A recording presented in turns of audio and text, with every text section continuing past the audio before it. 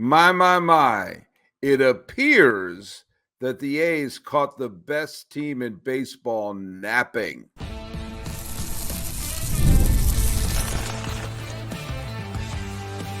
You are Locked On A's, your daily Oakland A's podcast, part of the Locked On Podcast Network, your team every day. Hello, baseball fans and A's fans, and welcome to Locked On A's, part of the Locked On Podcast Network, where it's your team every day. This is the daily podcast. We talk about your Oakland A's in this bizarre final season in Oakland. I am your host, Paul Francis Sullivan. Please call me Sully. I've been an Emmy-nominated television producer, a comedian, a writer, all different stuff. I've been a baseball podcaster for well over a decade now. This is my sixth full season here at the Locked On Podcast Network. Normally, I'm the host of Locked On MLB, which I'm still hosting every 5 days a week, but I'm doing Locked On A's as well. Why? Because I wasn't podcasting enough. Now, follow us at Locked On A's on Twitter or whatever it's called now. And on Instagram, I'm your pal Sully. I'm at Sully Baseball on Twitter. And we all still call Twitter Sully Baseball Podcast on Instagram. No one ever says, hey, I'm going to send you an X. What are you talking about? Today's episode of Locked On MLB is brought to you by Booking.com. Booking. Yeah, the right stay can make you a fan of any city, even Houston. Check out Booking.com for your stay today. So I'm recording this part of the show. You're listening to this on Bastille Day, Vive la France. The A's are in the cradle of American liberty, Philadelphia. I'm recording this on Saturday morning, so we've only had the Friday game, or we're going to cover the Friday and the Saturday game. But already I feel like this series is a success for one big reason. The A's went into Philly. Philly's the best team in baseball. Philly's a team that I picked to win the World Series. And the Phillies just had a huge statement series where they swept the Los Angeles Dodgers. The Phillies want to show the world that they are the king of the mountain. And the Dodgers are the biggest, along with Milwaukee, actually, but the biggest rivals to win the pennant. The Dodgers are designed to win the pennant. Philadelphia is designed to win the pennant. And the Phillies just clean swept L.A. in the second to last, the penultimate series before the All-Star break. And the A's were coming in, and I guarantee you, everyone in Philadelphia was thinking, wow, we just swept the Dodgers. We got the A's coming home. We can ease into port as the best team in baseball. And they remain the best team in baseball, but the A's beat them to the proverbial punch in a glorious game on Friday, which to me was the textbook spoiler game. The A's are not going to win the pennant. I don't want to be the bearer of bad news here. I don't want people coming at me. But I'm going to go. I am not going to go to FanDuel and put all my money down on the A's winning the World Series this year. I picked the Phillies to win.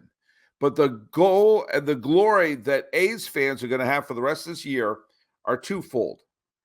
Going to see a final game at the Oakland Coliseum and having the memories, whether you're a Catfish Reggie Raleigh guy, whether you're a Canseco McGuire Henderson Smoke guy, whether you're a Giambi Tejada, Mulder Zito and Hudson guy, whether you're a Sean Doolittle Josh Donaldson guy, whether you're a Matt Chapman Olsen guy, whoever your team was, you're going to go back to the Coliseum at one point this year, and those memories are going to wash over you. And you need to, everyone here, every A's fan has to go to at least one game to just have that moment, because you're going to be mad if you don't.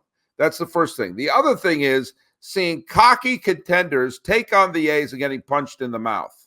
And the ideal way to punch them in the mouth isn't what happened in Boston when the A's lost. They jumped ahead of the Red Sox, and then they lost the slugfest. They took the second game, and the A's got their lunch handed to them in the final game.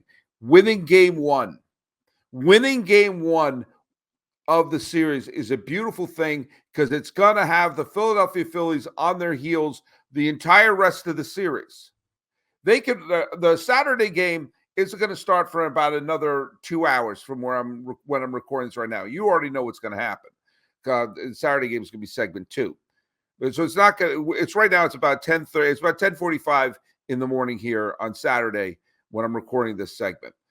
I don't know what's going to happen. The Phillies could win 23-0, and they still have all the pressure in the world on them in that final game on Sunday, because the idea of sweeping LA, showing flexing your muscles, and then clearly having your guard down facing the A's, and the fact that you could lose a series to the A's at home after the Dodgers sweep, I think would be really embarrassing.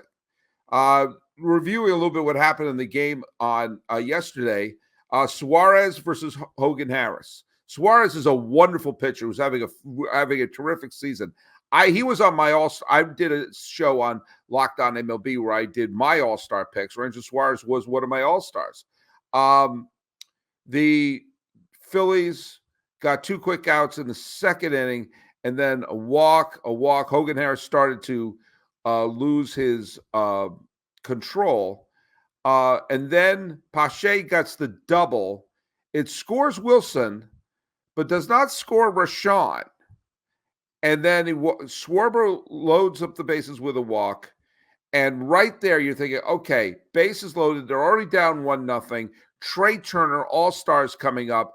Trey Turner's coming up, and Harper's going to be following him.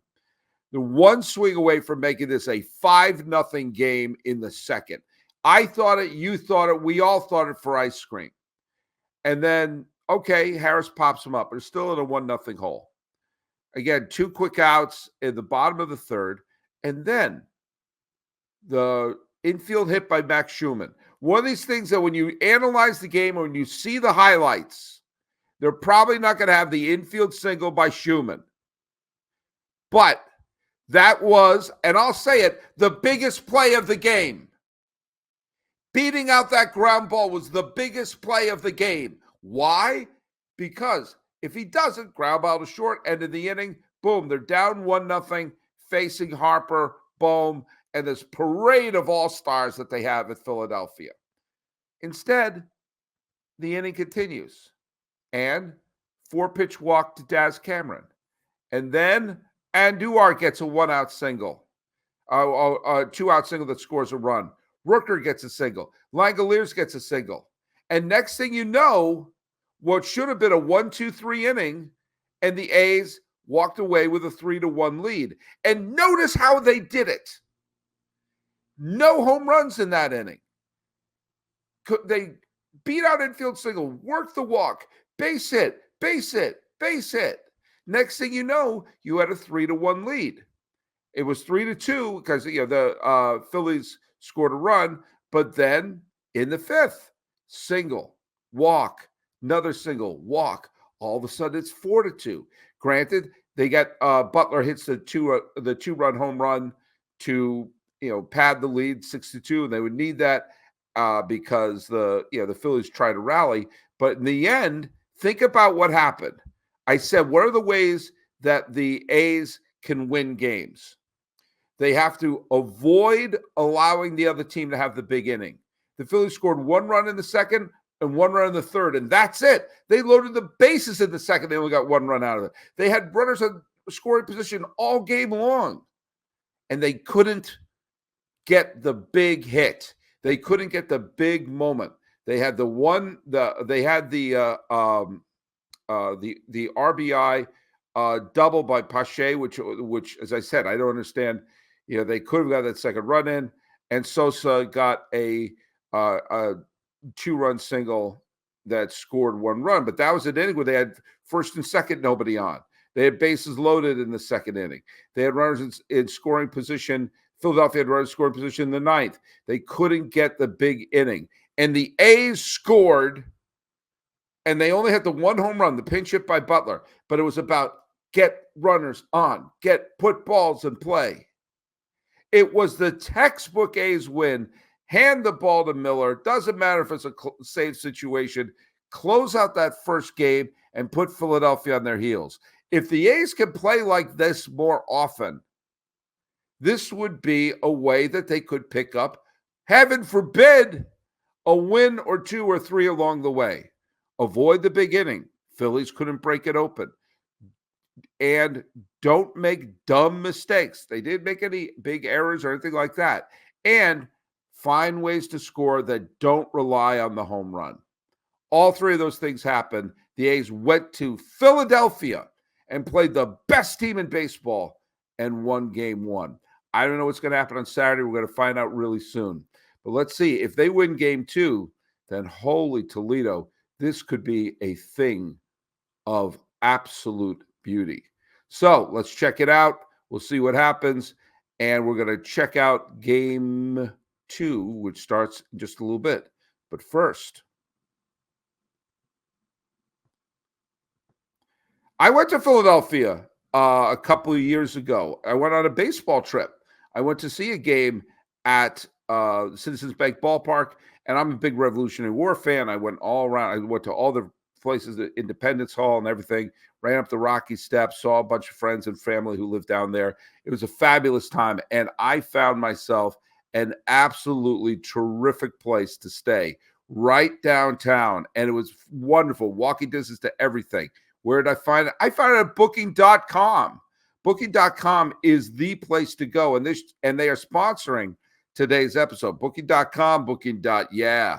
Look, if you're looking for the ideal place to play, or place to stay, like my wonderful hotel in downtown Philadelphia, or a trip I made earlier this year in Buffalo, they'll find you the right place. They'll find you the perfect place and the perfect place to stay. I've been to hotels, I've been to resorts, I've been to bed and breakfasts, all of them through Booking.com. They're going to find you the right price, the right place to make the stay fantastic. The right stay can make you a fan of any U.S. city, even your rivals. Book today at Booking.com or on the site or on the Booking.com app. Booking.com, or as I like to say, Booking.yeah. Let's talk a little bit about our friends over at SupplyHouse. Order supplies from the website that is made for skilled trades. Find thousands of parts from hundreds of brands in just a couple of clicks at SupplyHouse.com. SupplyHouse.com gives you 24/7 access to a huge selection of plumbing, HVAC, and electrical supplies with fast delivery anywhere in the U.S. Need help with an order? Get industry-leading after-sales service with their friendly and knowledgeable customer support team. Talk to a real person every time. And there's great news for plumbers, technicians, and contractors. Being a pro has its perks. Trade industry professionals can join their trade master program for free shipping and serious discounts on every order. Over 100,000 pros already trust the Trade Master program to deliver results. Apply for your membership today and get a competitive edge on every order at supplyhouse.com/TM. Save money and time when you order online. Order plumbing, HVAC, and electrical supplies from supplyhouse.com. Real people, real service. That's supplyhouse.com. Hey, where is your hub for sports news, for sports takes?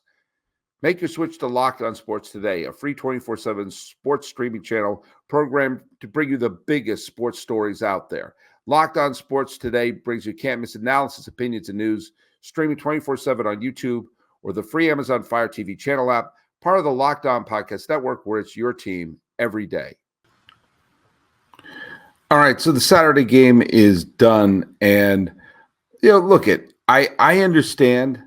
I'm not very big on things like moral victories and stuff like that, but I'm gonna feel a little moral victory today because the A's, well, they punched and they counterpunched and they punched and they counterpunched, and there was an element of the game that I felt like, all right, they're not letting them off the hook until the Phillies just put the aft thrusters on. If you see the final score, it's 11-5.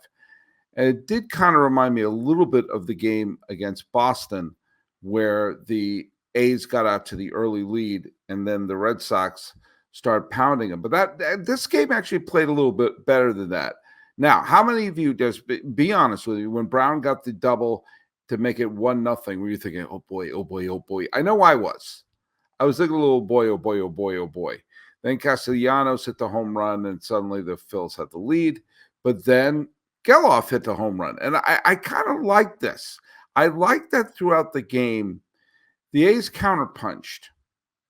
They fell behind 2-1. Geloff homers. Now it's tied. Schwarber, who in last year's playoffs until the final game against Arizona seemed to be able to hit extra base hits at will. Schwarber doubled, and then Rojas homered, and it's 4-2. And then Trey Turner home runs at 6-2. And I was at the grocery store listening to the game at this point and thinking, all right, 6-2. All right, there you go. But then Rooker homers. And I wonder if that's his last home run as an A. I can't help but wonder. It was home run number 19. And then Harris singled. And then all of a sudden, 6-4. And then next thing you know, they've got runners on first and second with one out, and Schumann and Andujar coming up. And I'm thinking, oh boy, oh boy, oh boy, oh boy. I suddenly start turning to Flounder, Kent Dorfman from Animal House, going, oh boy, this is gonna be great. And then Schumann struck out, and Andujar struck out, and then Harper hit a home run, and then next thing you know, it was a 4-run. They scored 5 unanswered runs. The A's wound up getting one more run in the 9th, but up until the 7th inning stretch, the A's counterpunched each time. It's those 2 strikeouts, the strikeout of Schumann, the strikeout of Andujar in the 7th inning, when it looked like they were making the run to, tie the game, was really frustrating. But hey, there were 2 games in. A's won the first game. They scored a bunch of runs against Philadelphia, put the Phillies on notice. They're like, hey, you got to play hard against this A's team. And so, yes, the A's couldn't avoid the big inning. They let up 3 runs in the 3rd, 4 runs in the 8th. I consider a big inning anything more than 2. And they did it twice. But they did score some runs that weren't on home runs. And you know what? I admired the fact that they punched and they counterpunched. Well, on Sunday, the series ends. It is a day game. Estes is pitching, and the Phillies don't have an announced starter. And I find that interesting. Because they're about to head off to the All-Star break, and I wonder, wonder. Wubsy. How many more things can I throw in like that? I wonder if the Phillies are going to basically be like, we're going to play our junior varsity team. I wonder if they prepared to basically say, hey, we're going to go into the All-Star break. They don't have one of their top pitchers scheduled to start tomorrow, and Estes is going against Philadelphia, and it would not stun me if the Schwarbers and the Harpers and some of them got a day off the day before the All-Star break. It's sitting there. It's sitting there, a chance to win the series in Philadelphia. Yeah, I'm getting a little giddy about that prospect, but you know what? Why the heck not? Let's go see this happen. Let's go put the aft thrusters on. Let's end the first half of the final All-Star break. I guess it's not really the first half. The final All-Star break for the Oakland A's. Let's end it on a positive note and see what they can do. Because a lot of these players are going to be gone. It would not stun me, seeing that Rooker is not an All-Star, and the A's don't have to do the whole, we're going to have them fit in for the All-Star team.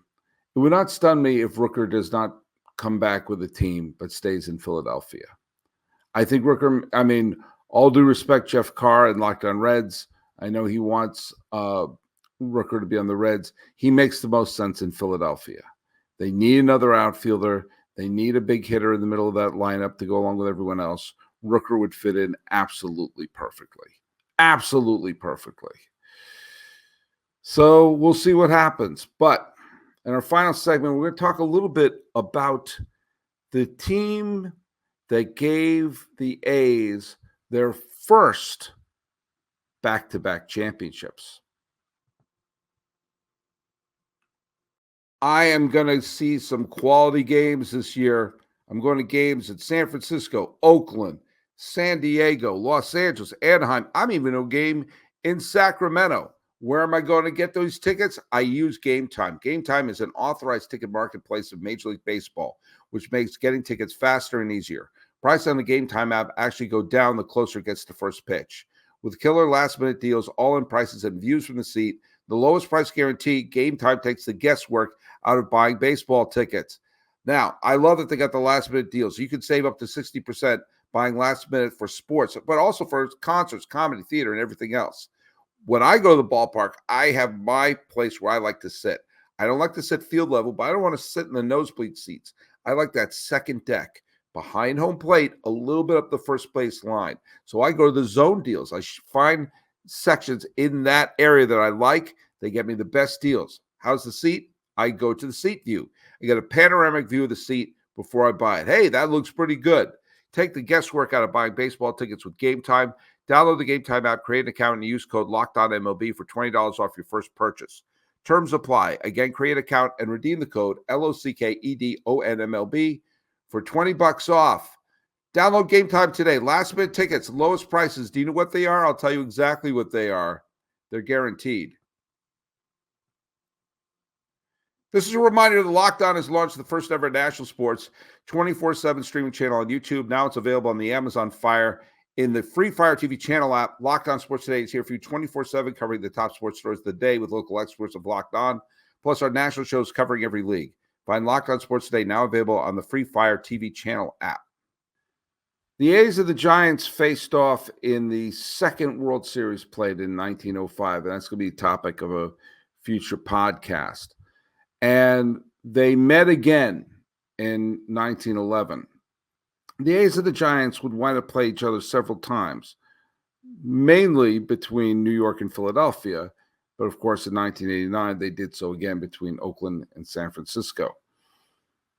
Connie Mack and John McGraw, two massive figures in baseball history in the early part of the 20th century.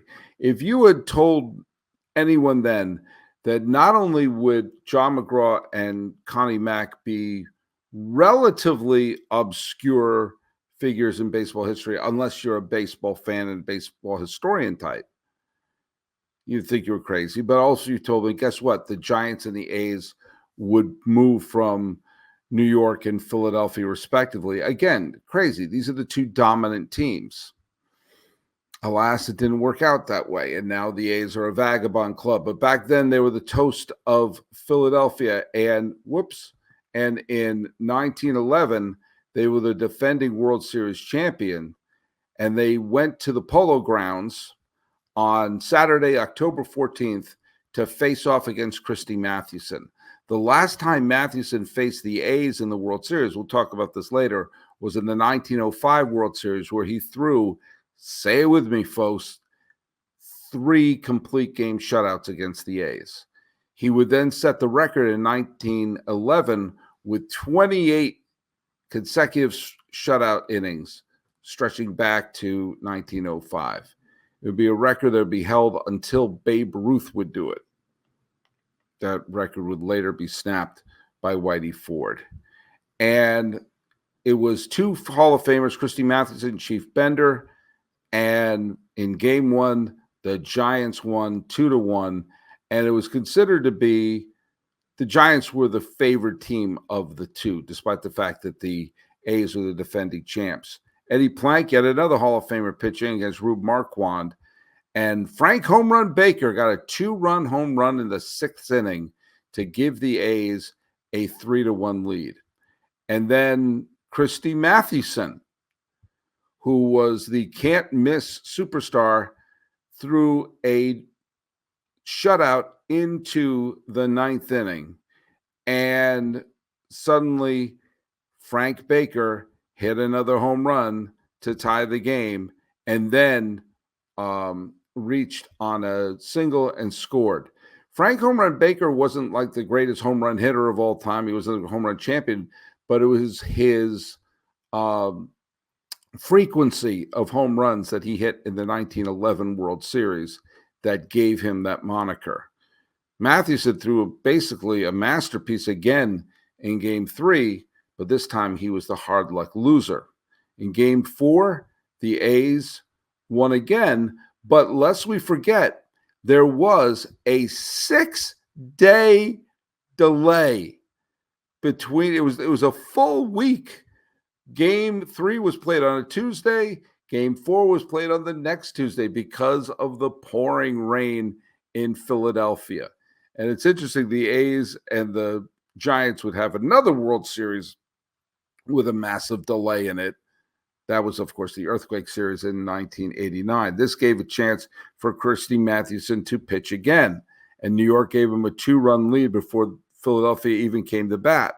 But the A's scored, and all of a sudden, Christy Mathewson, who threw 3 complete shutouts against the A's the first time they met, was reduced to a 1-2 record. And the A's went on a chance to clinch the World Series in New York in Game 5. And for the second straight year, the A's had a chance to clinch the World Series, and the other team rallied in the 9th and won in extra innings to prolong the series. Now, there was yet another controversy regarding an umpire. Back then, there was not a lot of film was done then. There was obviously no video, and there was a key moment when the New York Giants thought they had a game-winning run scored, but the umpire said that Larry Doyle did not touch home plate, and the game went on to the 10th. Now, in the end, it didn't matter because the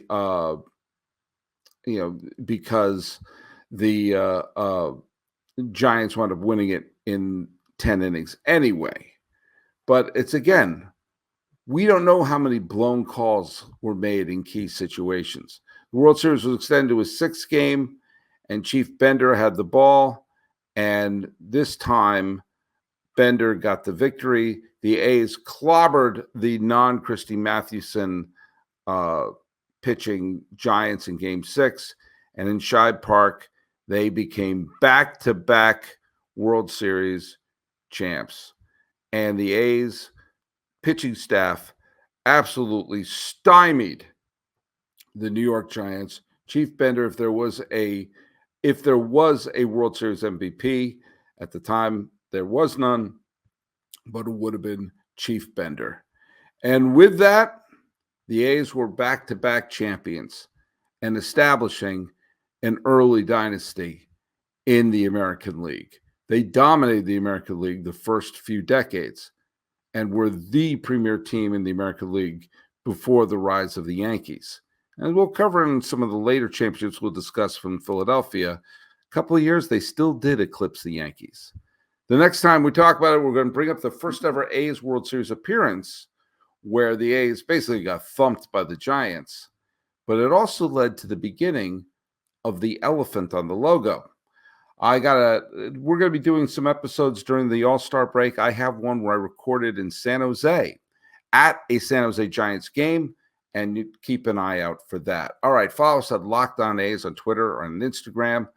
I'm your pal Sully. I'm on Sully Baseball on Twitter, Sully Baseball Podcast on Instagram, talking about the A's and the first 2 games in the series, and hopefully have a chance to win it on Sunday. This has been Locked On A's. I am your host, Paul Francis Sullivan. Please call me Sully.